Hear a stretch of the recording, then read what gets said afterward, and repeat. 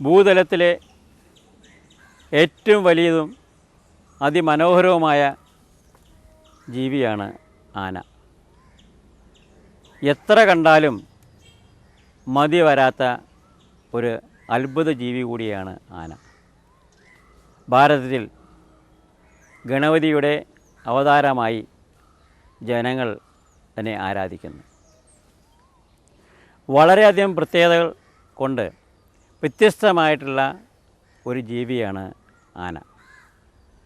മറ്റുള്ള മൃഗങ്ങളുമായി താരതമ്യപ്പെടുത്തി നോക്കുമ്പോൾ ആനകളുടെ പ്രത്യേകതകൾ വളരെ വ്യത്യസ്തമാണ്, പ്രാധാന്യമാണ്. ആനയ്ക്ക്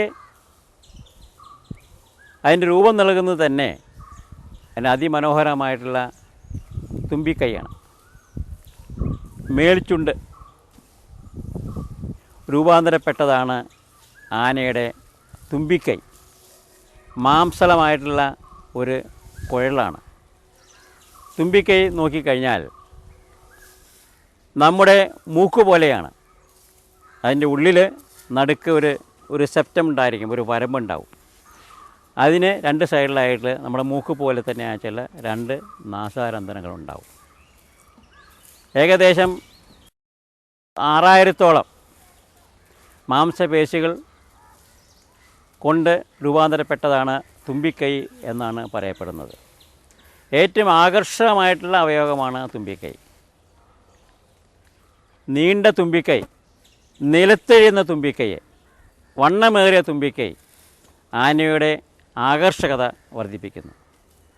പലതരത്തിലുള്ള പ്രവർത്തനങ്ങൾ തുമ്പിക്കൈ കൊണ്ട് ആനയ്ക്ക് സാധിക്കാം. ഒന്ന്, ശ്വാസം വലിച്ചെടുക്കുക. ശ്വാസം വലിച്ചെടുക്കുന്നതും ശ്വാസം വിടുന്നതും തുമ്പിക്കൈയിലൂടെയാണ്.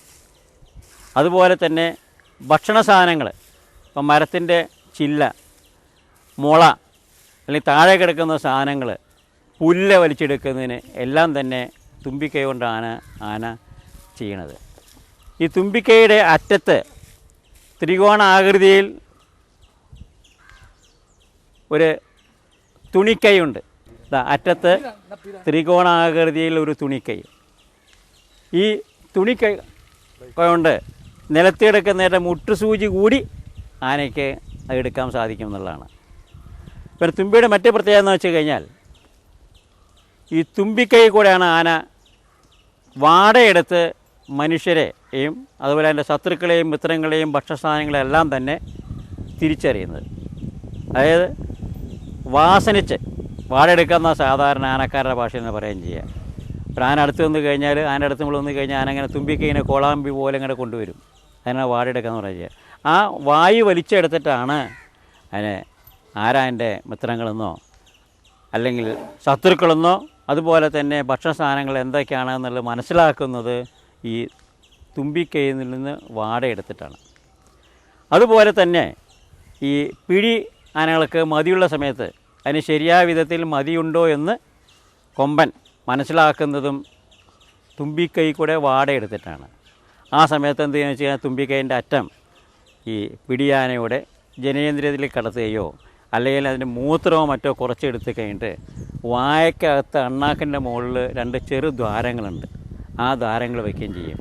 വച്ച് കഴിഞ്ഞാൽ ആനയ്ക്ക് മനസ്സിലാവും ആ പിടിയാനയ്ക്ക് മതിയുണ്ടോ എന്നുള്ള ആചാരം. അതുപോലെ തന്നെ ഈ മറ്റുള്ള മൃഗങ്ങളെ അല്ലെങ്കിൽ മനുഷ്യരെ കൂടി തന്നെ ഓടിക്കുന്നതിനോ അല്ലെങ്കിൽ അവരെ ആക്രമിക്കുന്നതിനോ സ്വയം രക്ഷപ്പെടുന്നതിനോ ഉപയോഗിക്കുന്നതായിട്ടുള്ള ഒരു ഉപകരണം കൂടിയാണ് തുമ്പിക്കൈ. അങ്ങനെ പലതരത്തിലുള്ള ഉപയോഗങ്ങൾ ഉള്ളതായിട്ടുള്ള ഒരു അത്ഭുതമായിട്ടുള്ള ഒരു അവയവമാണ് ആനയുടെ തുമ്പിക്കൈ. നീളമുള്ള തുമ്പിക്കൈയാണെങ്കിൽ ചിലപ്പോൾ നിലത്തിങ്ങനെ എഴിയും, 2-3 മടങ്ങ് എഴിയുകയും ചെയ്യും. അപ്പോൾ ആനച്ചന്തത്തിൻ്റെ മുഖ്യമായിട്ടുള്ള ലക്ഷണം കട്ടിയേറിയതും നീളമുള്ളതും നിലത്ത് എഴയുന്നതുമായിട്ടുള്ള തുമ്പിക്കൈയാണ്. ഇതാണ് ഏറ്റവും പ്രധാനമായിട്ടുള്ള അവയവം. മറ്റൊന്ന് ആനയുടെ കൊമ്പുകളാണ്.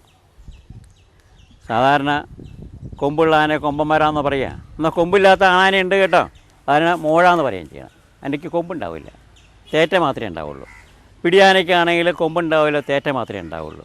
ഏതായാലും തേറ്റയായാലും കൊമ്പായാലും വായക്കകത്തെ മുകൾ ഭാഗത്തെ ഉളിപ്പല്ലുകൾ രൂപാന്തരപ്പെട്ടതാണ് കൊമ്പുകൾ. ഈ കൊമ്പുകൾ നമ്മുടെ പല്ല് പോലെയാണ്. അതിൻ്റെ പുറത്ത് ഇനാമിലുണ്ടാവും, ഉള്ളിൽ ഡെൻറ്റേന്ന് മെറ്റീരിയൽ ഉണ്ടാവും. അത് പൊള്ളയാണ്. അതായത് കൊമ്പിൻ്റെ 2 ഭാഗം പൊള്ള, 1 ഭാഗം മാത്രമേ അറ്റത്താരെയും കട്ടി ഉണ്ടാവുള്ളൂ. പിന്നെ ഈ കൊമ്പ് ഉറപ്പിച്ചിരിക്കുന്നത് തലയോടിലാണ്. ഈ തലയോടിൽ സാധാരണ കൊമ്പിൻ്റെ നീളത്തിൻ്റെ 1/3 ഭാഗം തലയോടിൻ്റെ അകത്ത് സിമെൻറ്റ് മെറ്റീരിയൽ ഉപയോഗിച്ച് അതിൽ കൊണ്ട് കൊമ്പ് ഉറച്ചിരിക്കുക. നമ്മുടെ പല്ല് ഉറച്ചിരിക്കുന്ന പോലെ തന്നെ ഉറച്ചിരിക്കുകയാണ്. അത് ഇളകിയാലൊന്നും പോരുന്നില്ല. നമ്മുടെ പല്ല് പറിച്ചെടുക്കാൻ പ്രയാസമല്ലേ, പോരില്ല.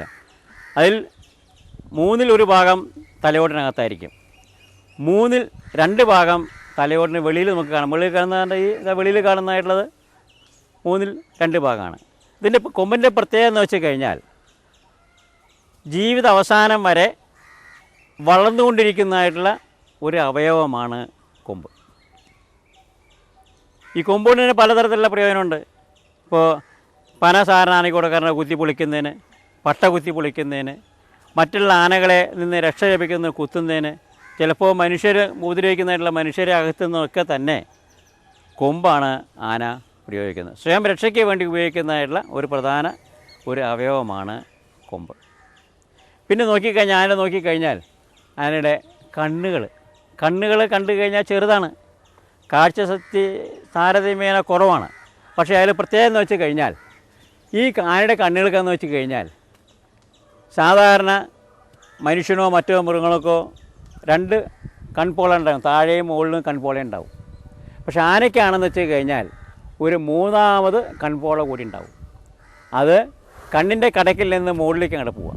അപ്പോൾ നമ്മൾ വിരൽ കണ്ണിൻ്റെ ഇടയ്ക്കിലേക്ക് കൊണ്ട് കഴിഞ്ഞാൽ ആ കൺപോള ആ കൃഷ്ണമണിയെ അങ്ങ് മൂടും. അപ്പോൾ അങ്ങനെ ആകുമ്പോൾ ആനയ്ക്ക് കണ്ണിലാവും തന്നെ പരിക്ക് പറ്റില്ല, മണ്ണൊന്നും പോവില്ല.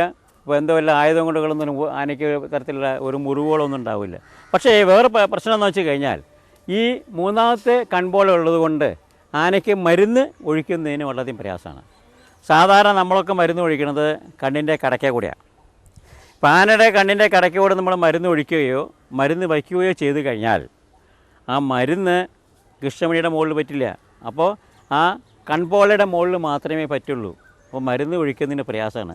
അതിനുള്ള ഉപാധി ഈ കണ്ണിൻ്റെ കടക്കിൽ നിന്ന് മരുന്ന് ഒഴിക്കുന്നതിന് പകരം കണ്ണിൻ്റെ വാൽ ഭാഗത്തൂടെ മുകൾ ഭാഗത്തിൽ മരുന്ന് ഒഴിച്ച് കഴിഞ്ഞാൽ ഈ 3ാമത്തെ കൺപോളയുടെ ഉള്ളിൽ കൂടെ മരുന്ന് പോവുകയും കൃഷ്ണമണിക്കും മറ്റ് അതിന് ശരിയായ വിധത്തിലുള്ള മരുന്ന് ഉള്ള ഉപയോഗം ലഭിക്കുന്നതാണ്. കാഴ്ചശക്തി താരതമ്യേന കുറവാണ്.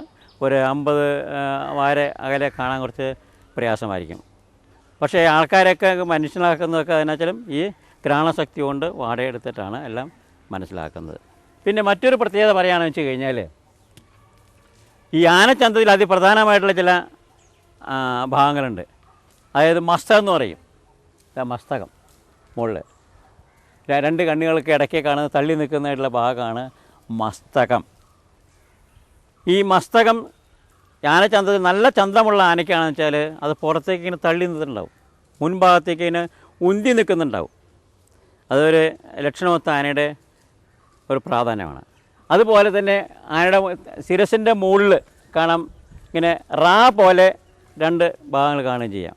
അതിന് തലക്കുഞ്ഞി എന്ന് പറയുകയും ചെയ്യാം. ആ തലക്കുഞ്ഞി ഇതുപോലെ തന്നെ ഉയർന്നിരിക്കുകയും ചെയ്യും. കഴുത്ത് സ്വതേ ആനയ്ക്ക് കുറിയതാണ്, നീളത്തുള്ള കഴുത്തില്ല. കാരണം ഈ ഭാരമുള്ള തല കൊണ്ടു നടക്കുന്നതിന് നീളമുള്ള കഴുത്താണെങ്കിൽ പ്രയാസമാണ്, കഴുത്ത് വളഞ്ഞു പോകും. അപ്പോൾ കുറിയ കഴുത്താണ് ഈ ആനയ്ക്കുള്ളത്. അത് മാത്രമല്ല ഈ തലയോടിനാച്ചിൽ വലിയ ഈ കാണുന്നതായിട്ടുള്ള വലിപ്പമുണ്ടെങ്കിൽ കൂടി തന്നെ വലിയ ഭാരം ഉണ്ടാവില്ല. അതിൻ്റെ ഉള്ളിൽ നിറച്ച് പൊള്ളയായിരിക്കും, അറയായിരിക്കും. ഈ അറയ്ക്കകത്ത് തന്നെ ധാരാളം ഈ വായു ഉണ്ടായിരിക്കും. അപ്പോൾ താരതമ്യേന ഈ വലിപ്പമനുസരിച്ചിട്ടുള്ള ഭാരം ആനയുടെ തലയോടിനില്ല. ആനയുടെ നാക്കിന് തന്നെയുണ്ട് ഒരു പ്രത്യേകത. നമ്മുടെ നാക്ക് പോലെ ആനയ്ക്ക് നാക്ക് വായിൽ നിന്ന് പുറത്തേക്ക് നീട്ടാൻ പറ്റില്ല. അതിൻ്റെ ചലനം തന്നെ എല്ലാം വായക്കകത്തായിരിക്കും.